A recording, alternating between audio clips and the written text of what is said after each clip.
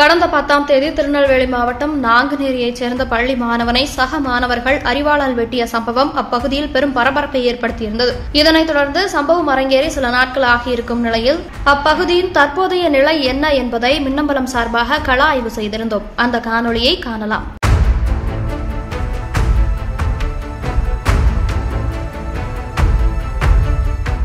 ஒன்பதாம் தேதி நைட்டு ஒரு 10:30 மணி இருக்கும். எனக்கு நாங்குநேரி போலீஸ் ஸ்டேஷன்லேருந்து எஸ்ஐ ஃபோன் அடிக்காங்க.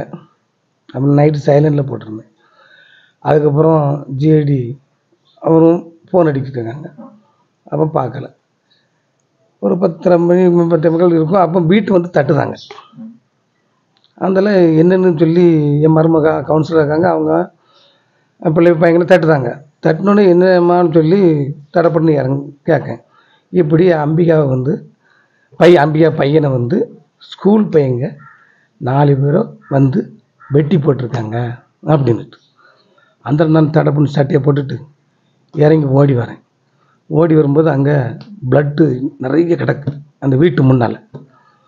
அப்போ என்னென்னு கேட்கும்போது இப்படி சின்னத்துறையும் சந்திராவையும் வெட்டியிருக்காங்க.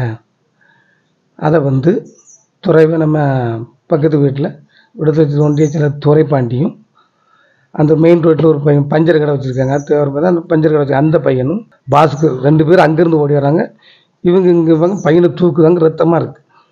அதில் ஆட்டோவுக்கு ஃபோன் பண்ணிருக்காங்க. ஆட்டோ ஒன்றும் கிடைக்கல. டக்குன்னுக்கிட்டு பைக்கில் அந்த பையனும் அந்த பொட்டப்பள்ளி தூக்கி வச்சுக்கிட்டு இந்த துறைப்பாண்டி அந்த பையனை எடுத்து வச்சுட்டு நேராக ஆஸ்பத்திரிக்கு கொண்டு போயிருக்காங்க அப்படின்னு என்கிட்ட சொல்கிறாங்க.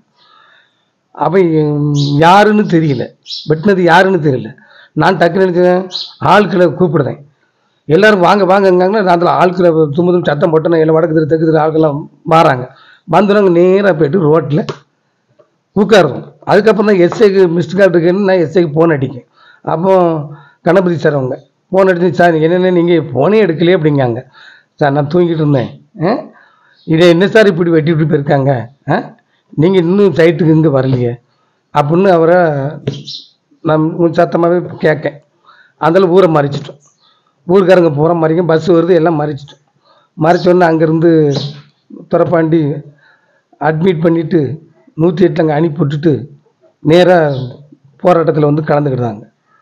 ஓடி வந்தேன். என் வீட்டில் சாப்பிட்டுட்டு இருந்தேன்.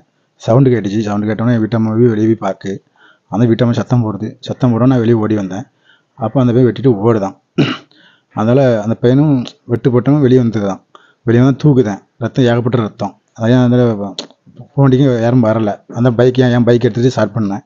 தூக்கிடியில் ஏத்தல பஞ்சர்கட்ட கார்த்திகை பையன் அவனும் பாஸ்கரனும் அங்கேருந்து ஓடி வராங்க.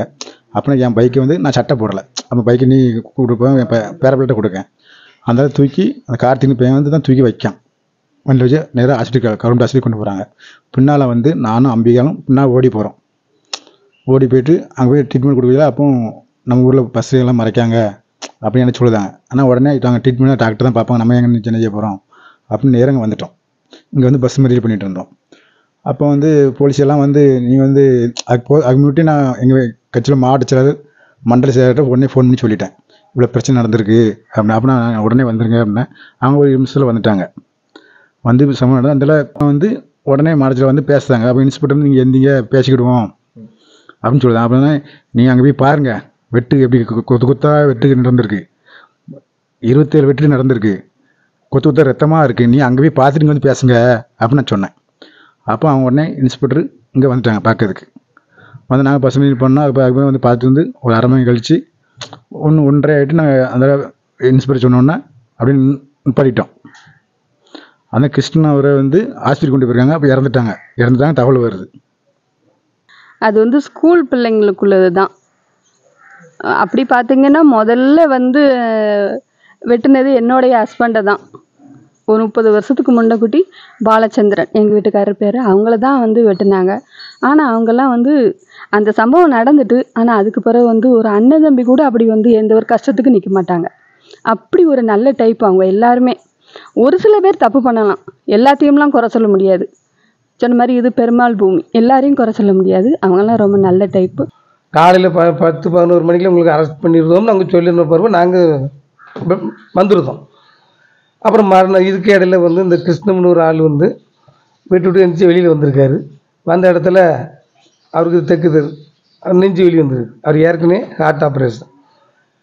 என்ன ஆளுக்கெல்லாம் ஓடுதாங்கன்னொன்னே பார்த்துக்க பதட்டத்தில் நெஞ்சு வெளியே இருந்துச்சு. அவரை தூக்கிட்டு ஆஸ்பத்திரிக்கு ஓடுதாங்க. அவர் வந்து அங்கேயே ஆஸ்பத்திரியிலே இறந்துருந்தார். அதில் போலீஸ் எல்லாம் நீங்கள் சரி கையெழுத்து போட்டு வாங்கிட்டு போங்கன்னு பையங்களாம் அந்தால வாங்கிட்டு வந்துட்டாங்க. மறுநாள் வந்து ஈமச்சடங்கு நாங்கள் பண்ணுவோம். அப்போ 12 மணி 1 மணி ஆகுது, அரெஸ்ட் எங்களுக்கு தகவல் வர மாட்டுது. யார் செஞ்சாங்கிறது தெரியவும் மாட்டுக்கு, வரவும் மாட்டுது. அப்போ போலீஸ் வந்து எந்த தகவலும் இல்லை. அதனால் பழையபடி நாங்கள் பிரேதத்தை கொண்டு போய் ரோட்டில் வச்சு பழையபடி மறியல் போராட்டம். கட்சிக்காரங்க எல்லோரும் வராங்க. சமுதாய ஆட்கள் நிறைய களக்காடு அங்கேருந்து வராங்க. விடுதலை சிறுத்தை கட்சிக்காரங்க வராங்க. எல்லாருமே சேர்ந்து போராட்டத்தை தீவிரப்படுத்தும். ஒன்றியத்தில் இருக்காரு, அவர் தலைமையில் போராட்டம் நடத்துகிறோம்.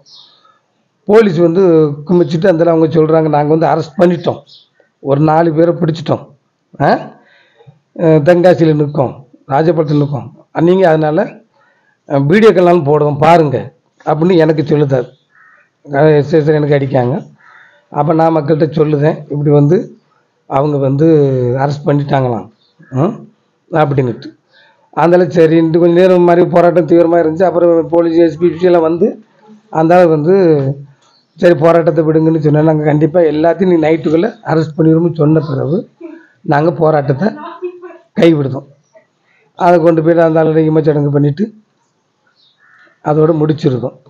அதுக்கப்புறம் பையனை கொண்டு ஐக்ரூண்டு கொண்டு போகிறாங்க. ஐக்ரூண்டில் நைட்டு இப்போ 2 பேரும் தனி அங்கே ஒன்று வச்சுட்டு அப்புறம் 2 பேரும் ஒன்றா சேர்த்து அந்த கிழக்கு ஐக்ரூண்டில் புதிய ஆஸ்பத்திரி இருக்குது, அங்கே கொண்டு வைக்காங்க. டீன்லாம் மேடம்லாம் ரொம்ப தீவிரமாக அந்த பையங்களை பார்த்து, அதே மாதிரி தங்கம் அமைச்சர், நம்ம அப்பா சபாநாயகர் எல்லோரும் வராங்க. வந்து டாக்டர்கிட்ட சொல்லி எப்படியும் பையனை காப்பாற்றிடணும் அப்படின்னு சொல்லி ஆதித்ய நலத்துறை அமைச்சர் அவங்கெல்லாம் வராங்க. எல்லாம் வந்து பார்த்துட்டு மறுநாள் பார்த்துட்டு பையனை ரொம்ப எப்படியாடும் காப்பாற்றிடணும், நாயகந்திரன் எம்எல்ஏ எல்லாமே வந்து எல்லாம் பார்க்காங்க. பார்த்து சொல்லி பையனுக்கும் தீவிரமாக சிகிச்சை கொடுத்து ஒரு பையனை காப்பாற்றிட்டாங்க. அதுக்கு டாக்டருக்கு உங்கள் மூலயமா ஒரு நன்றியை நான் டீனும் உங்களுக்கும் சொல்லிக்கிறேன். ஏன்னா இப்போ வந்து போலீஸ் காவல் போட்டிருக்காங்க, ஓரளவுக்கு அமைதியாக இருக்குது. ஏன்னா இது பதட்டமாக தான் இருக்குது. ஏன்னா நாங்கள் வந்து எல்லாருக்குமே நல்லா பழகமாக வைப்போம். இப்போ நம்ம சின்ன பிள்ளைகள் கூட எல்லாம் பயப்படுது, ஸ்கூலுக்கு போய் வைக்கிறதுக்கு பயப்படுது. ஒரு பிரச்சனையாக தான் இப்படி இருந்துகிட்டே இருக்குது. ஆனால் வந்து எல்லாத்துக்கும் தெரியும், நம்ம ஊரை பற்றி தெரியும் எல்லாத்துக்குமே. ஆனால் வந்து பதட்டமாக தான் இருக்கணும்.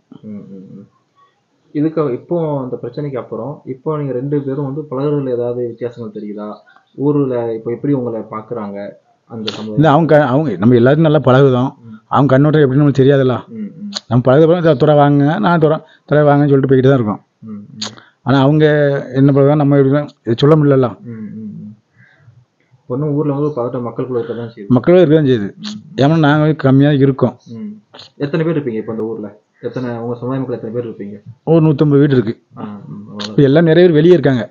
எல்லாம் வேலை பார்க்காங்க, மெட்ராஸு எல்லா இடத்துலையும் இருக்காங்க. முதல்ல எத்தனை குடும்பம் இருந்துச்சுன்னா இப்போ எவ்வளோ இருக்குதுண்ணே? என்ன முன்னாடி ஒரு 5-6 வருஷம் முன்னாடியோ 10 வருஷம் முன்னாடி இப்போ நிறைய பேர் இப்போ காலி பண்ணி போயிருக்காங்க. இப்போ என்ன வெளியூரில் போய் வீடு எடுத்துட்டு அப்படியே இருக்காங்க. அதை பற்றிலாம் பிரச்சனை இல்லை. அவனும் இப்போ இந்த பெருந்தரு இந்த பக்கத்தில் இருக்க ஊர் ஒரு 5-6 ஊர் காலி ஆகிட்டுன்னு சொல்கிறாங்களே. முதல்ல இருந்த மக்கள் எனக்கு அந்த ஊர் தான் மூத்தநாயகுளம். எங்கள் அம்மாவுக்கு வந்து 4 மண்டபம். நானும் இந்த ஊரில் வந்து நான் சின்ன பிள்ளைய ஊருக்கு இங்கே வந்துட்டேன். ஒரு 2 வயசுலேயே நான் இந்த ஊருக்கு வந்தது. எனக்கு வெளியூர் தான். எங்கள் அப்பாவுக்கு வந்து முத்துநாயகுளம், எங்கள் அம்மாவுக்கு வந்து 4 மண்டபம். அதெல்லாம் காலி ஆகிட்டு 400 வீடு இருந்திருக்கு முத்துநாயகுளத்தில். ஆனால் இதுக்கப்புறம் வந்து எங்களுக்கு வந்து கவர்மெண்ட் வந்து பார்த்து எங்களுக்கு எல்லாமே கொஞ்சம் அடிப்படை வசதிகளை பண்ணி கொடுக்க சொல்லி தான் நாங்கள் ஒரு கோரிக்கையை தான் விடுத்துட்ருக்கோம் கவர்மெண்ட்டுக்கு. அவங்களையெல்லாம் குறை சொல்ல முடியாது. எல்லாருமே அண்ணன் தம்பி மாதிரி தான், நீங்கள் நாங்கன்னு தான் பேசுவாங்க, அம்மான்னு தான் சொல்லுவாங்க.